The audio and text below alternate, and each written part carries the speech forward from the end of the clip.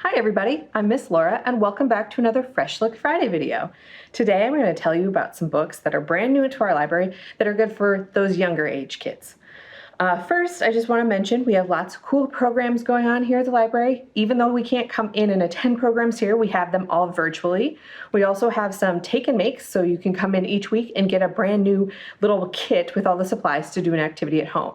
You can find out more information about all of this stuff on our website at www.lvdl.org. All right, you ready to get into some books? Great. So I wanted to start with this brand new series of what we call Blue Dot books. So Blue Dots are beginning reader books for kids just learning to read on their own without any help. Well, I mean, some help is okay. So we say kindergarten, first, second grade, this is a good place for you guys to start. So this series is all about this boy named Ty. So I have two of the books here to show you today. I have All Aboard and Zip Zoom.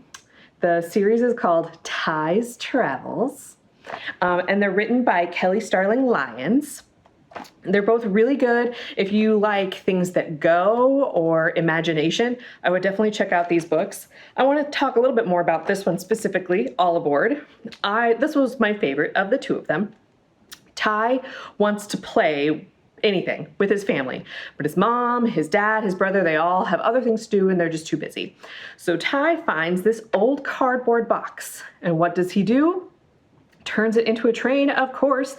I mean, how many cardboard boxes have you done that with at home? I know when I was a kid, my grandpa had a giant old refrigerator cardboard box and we turned that into a playhouse. So I'm sure you've done this before and can relate. So it's a really great book that shows you about your imagination, and I really like it because it's great when you're starting to learn how to read on your own. So there's these big words, big black words under a lot of white space, so it's not too overwhelming. There's only about a sentence or two a page. It's definitely doable for those who are just starting out on their own to read. So Ty's Travels, definitely check it out. So let me put that up here so you can see it. Boom, there we go. Okay, so our next one is a nonfiction book, kind of going along those same things that go theme. This one, oh, not that one. Getting confused, Miss Lora. This one. I saw this on our nonfiction shelf and I was so excited to share it with you. This is called Underground: Subway Systems Around the World. So it's not only a book about subways, trains, so if you like trains, things that go, check this out. It's also an I Spy book. So there are each page has a different part of the world. So here's our table of contents, and each double page spread shows you a different part of the world. And so on this map view, you can see all the different places that we look at the different subways. And then when you turn to the page, let's start with London, shall we? So here's our London page. And it's going to show you a timeline of how the subways came to be and just different fun facts about subways in London. But then you're going to turn this little short page here and it turns into an I Spy.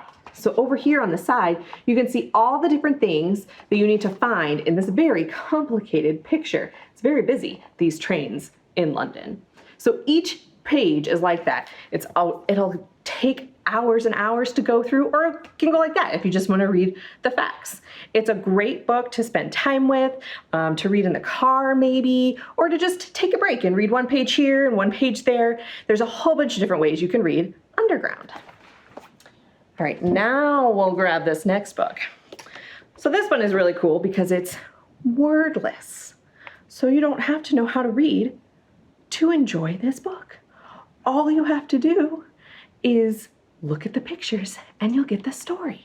So this is called Field Trip to the Ocean Deep. So this is kind of a sequel. There was one last year about Field Trip to the Moon, and this is their submarine that they're going to take their field trip on. So instead of a school bus, they're going to take their field trip on a submarine, and they all have little scuba suits that they're going to wear so they can explore the ocean. How cool would that be, right?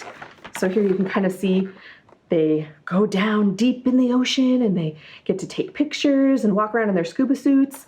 So you'll have to pick up this book and kind of look through it and see what happens. And I will give away one thing here. Someone gets left behind. What are they going to do? You'll never guess who they meet in the ocean deep. So definitely check this one out. Finally, our last story that I want to share with you today is just a picture book that you guys can read together as a family. It was one that I might read in story time sometime. This is called Every Little Letter, and it's by Deborah Underwood.